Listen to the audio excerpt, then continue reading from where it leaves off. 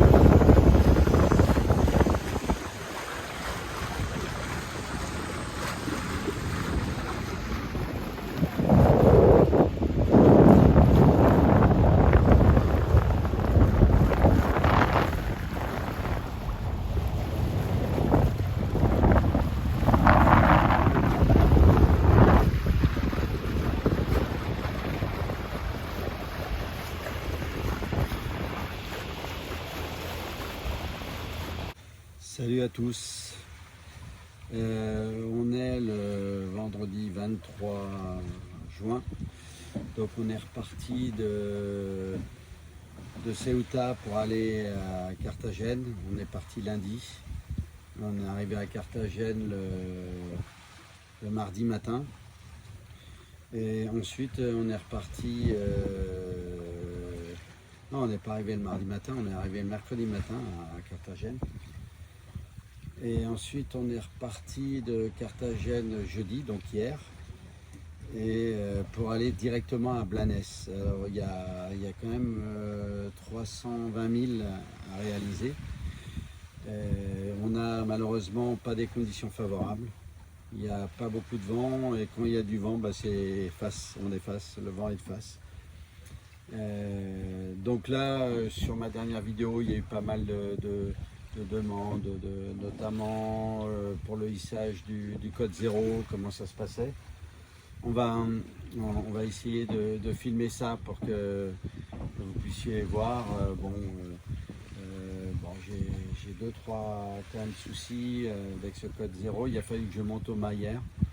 parce que j'ai ma poulie, mon réa qui est en haut du mât. Voilà. Donc cette poulie, c'est là où la drisse de code 0 passe. Elle a cassé. Donc j'ai fait une réparation comme j'ai pu parce que cette poulie, elle est à l'intérieur du mât. Elle sort légèrement, mais à l'intérieur du mât. Donc je ne peux pas faire grand chose, je ne peux pas la changer, je ne peux rien faire. Donc j'ai essayé de mettre un anneau de friction. Donc l'anneau de friction,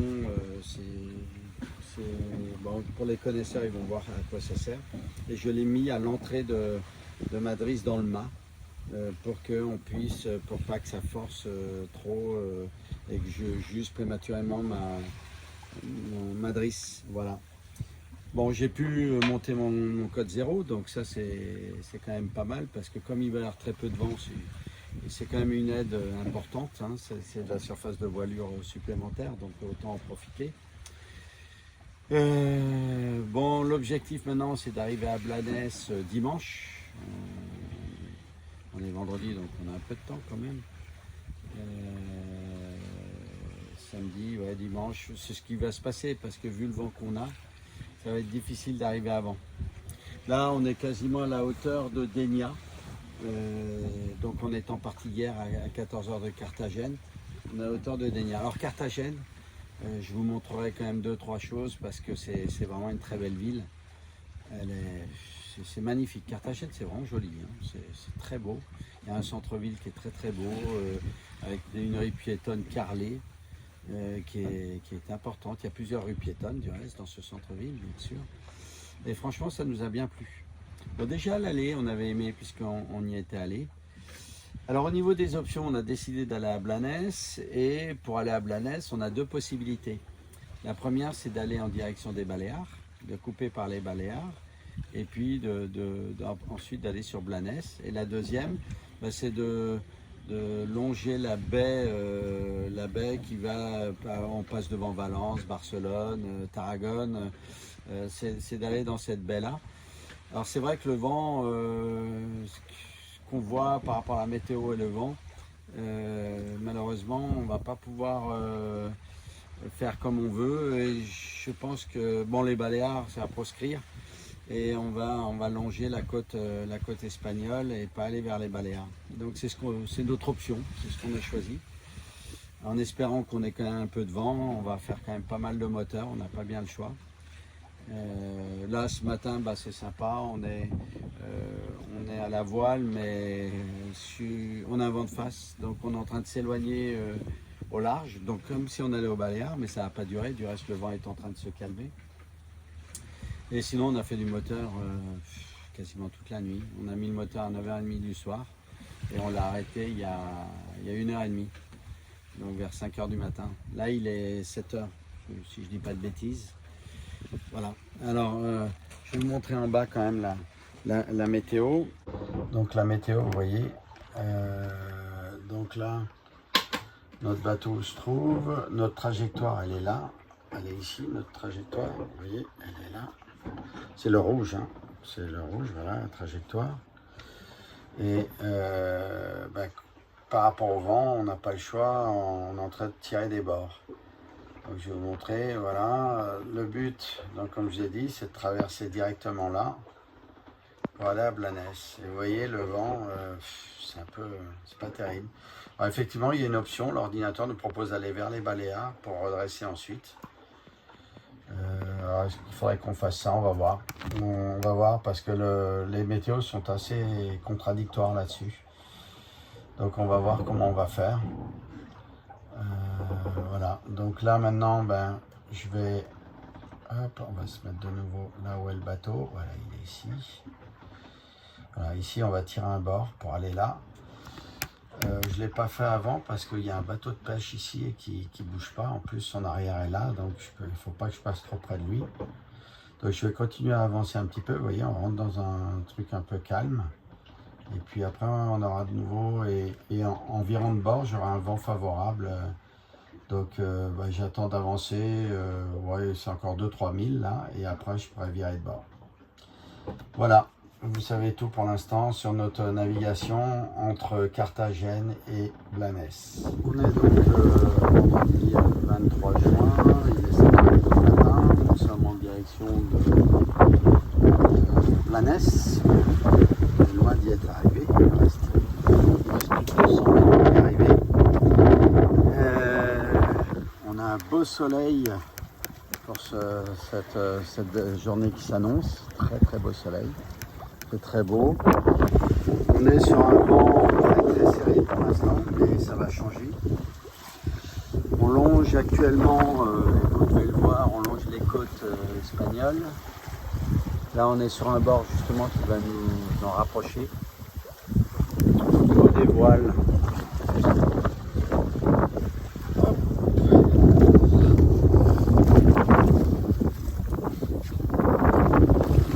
Nous sommes plein phoque.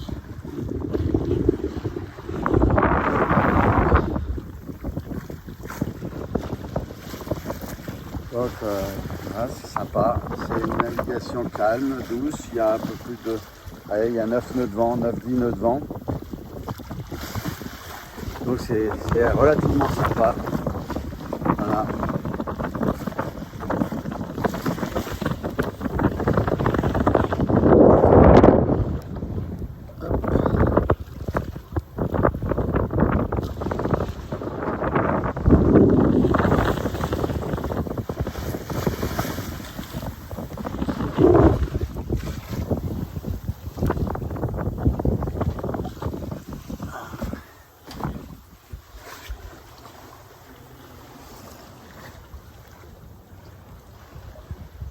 Sylvie dort pour l'instant. Il s'est relayé cette nuit.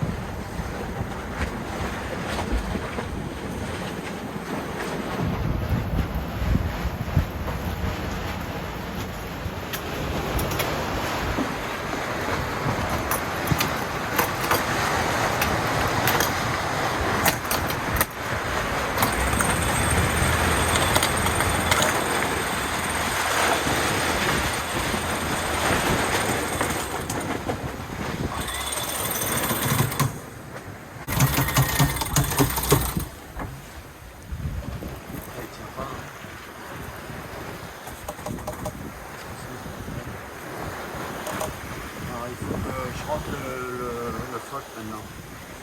Donc, hop, il arrête de s'asseyer. On va rentrer le phoque. Hop.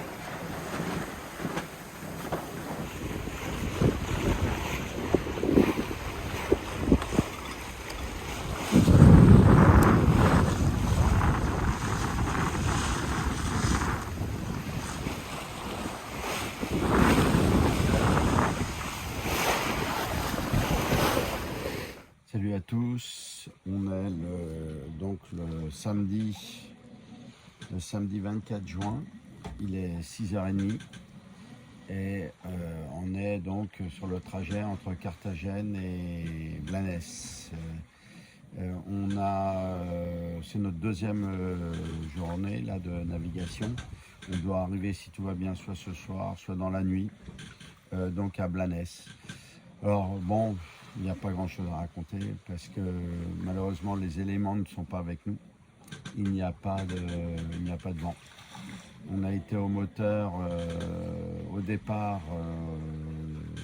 de Carthagène, on a mis un peu le moteur, mais après on a été à la voile jusqu'à 9 h du soir. Et puis le lendemain matin, 5 h du matin, on a mis le moteur à 9 h du soir et le lendemain, 5 h du matin, on a pu remettre les voiles jusqu'à 1 h de l'après-midi, donc jusqu'à hier après-midi. Et depuis 1 h 30 de l'après-midi, on a mis le moteur là jusqu'à maintenant, jusqu'à 6 h 30. Là, je viens de remettre les voiles. On a 7-8 nœuds de vent, mais c'est du vent arrière. Là, je pense que j'aurais incubé le vent arrière moi, depuis cette transat là. J'aurais eu vraiment ma dose de vent arrière. Donc, comme d'habitude, comme mon bateau n'est pas fait pour le vent arrière, en tout cas mes voiles et comme je suis structuré, donc je fais du 150 degrés. Donc ça me fait zigzaguer, rallonger un peu mes distances. Mais il y a un tout petit peu de vent, il y a 7-8 nœuds. Alors, on a tellement marre d'écouter ce moteur que ça nous fait du bien. Alors je voulais quand même vous montrer une très belle image là, parce que je trouve que c'est magnifique. Bougez pas. Hop. Regardez ce soleil qui se lève, comme c'est beau. Alors, vous voyez la voile, rien que pour ça, rien que pour ces paysages, c'est fantastique. C'est une évasion, c'est très beau. C'est des choses qu'on n'a pas l'habitude de voir, et c'est toujours très sympa. Voilà, comme ça vous voyez ce soleil qui se lève, il va faire très beau aujourd'hui. On est pleine voile. Attendez, je vais réduire un peu. Voilà, on est pleine voile et on a mis le code zéro. Je vais vous montrer. Hop. On va passer par là.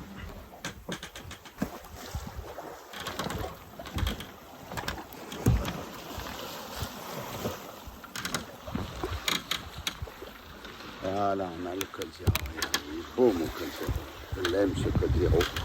Il est très beau. Voilà.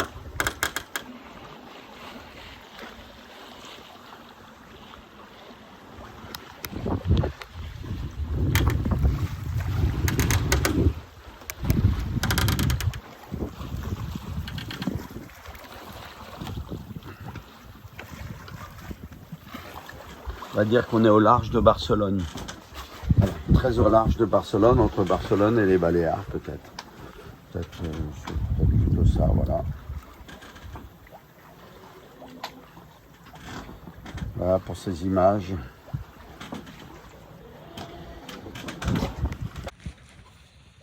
Je tenais aussi un peu à m'exprimer sur la météo, parce que franchement, on a des outils fantastiques, hein, vous avez vu, pour la navigation, pour l'aide à la navigation, et notamment pour les météos, avec Weather 4D, avec Time Zero, on peut faire des simulations de parcours qui sont assez...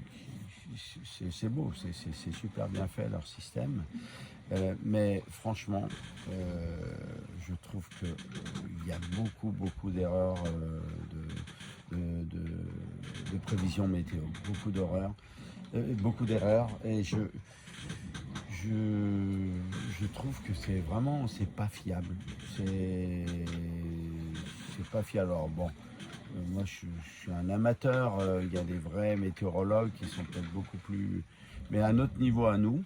En prenant plusieurs météos. Bon, moi je travaille avec, là en Méditerranée, c'est Arpège, c'est GFS, je trouve que c'est une météo qui, c'est un peu, effectivement ils font une météo sur 12 ou 15 jours, donc ils ne peuvent pas avoir une précision chirurgicale, et ça, ok, pas de souci. Mais sinon, il y a ECMWF. En Atlantique, on utilisait plus ça avec GFS. Mais sinon, donc il y a Arome. Voilà. En Méditerranée, moi je trouve que Arpège et Arome sont des très bonnes météos sur le principe. Mais je trouve que c'est quand même pas. On a beaucoup de surprises. Des orages, nous on ne les annonce pas. Là par exemple on a eu un orage entre Ceuta et Carthagène, c'était pas du tout annoncé par les météos. Alors, un orage la nuit, vous voyez comme c'est agréable. mais c'était pas annoncé. Aucune météo a annoncé des orages, voilà. Voire même on nous annonçait pas de vent et puis comme par hasard il y avait du vent. Donc c'est quand même chaud le truc parce que quand on se fie à aux simulations qui sont faites de nos parcours en fonction de la météo, Time Zero ou Weather KD vous fait vraiment un parcours et vous fait des fois partir au nord ou au sud ou à l'est ou à l'ouest mais de 10 000, de 15 000, de 20 000 nautiques et vous rallongez vos parcours et souvent vous ne retrouvez pas ce qu'on vous annonce. Donc c'est pas évident ces histoires de météo.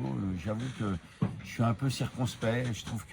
Je pensais qu'avec les technologies d'aujourd'hui, nos météorologues soient plus forts, je sais pas. Je suis un peu circonspect. Alors, j'ai cru comprendre que ces météos, on arrivait à les prévoir sur 2-3 jours. Et, pour certaines, en tout cas à Rome, c'est sur 3 jours maximum. Donc c'est censé être pour moi la plus précise. Et je dois reconnaître que c'est vrai qu'à Rome, sur la Méditerranée, je trouve que c'est pas mal. C'est très bien. Mais encore, moi je suis un amateur, je suis pas un grand professionnel de la météo, mais je trouve que j'essaye de m'y fier. De toute façon, on n'a pas le choix énormément. Mais je suis souvent surpris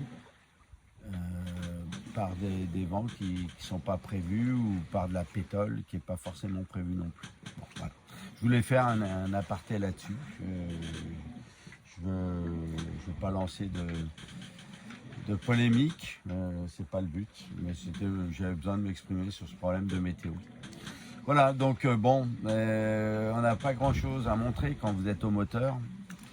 Ma vidéo, elle va pas être très longue. Quand on est au moteur comme ça, il n'y a rien à filmer. Objectivement, il n'y a pas grand chose à filmer. Bon, écoutez, on espère que le vent va se lever un peu plus, mais d'après les météos, ça ne devrait pas être trop le cas. Donc on va faire un tout petit peu de voile là pour déjeuner ce matin, et puis après, on mettra le moteur. Voilà. Bon, à tout à l'heure. Ciao.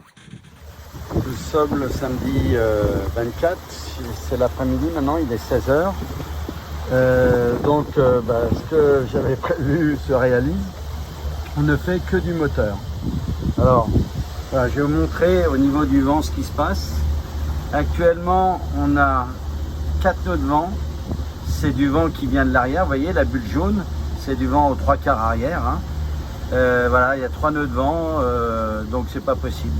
Surtout avec du vent qui vient de l'arrière. Même si vous voulez mettre votre code 0, ça marchera pas. Donc là, on est au moteur, donc je peux pas vous montrer grand chose. Il n'y a pas de voile, tout est affalé. Malheureusement, il n'y aura pas de super images sur cette vidéo. Salut à tous. On est le samedi, l'après-midi, il est 16h. On est bien sûr au moteur, puisqu'il n'y a pas de vent. On arrive dans 2 heures à Blanes.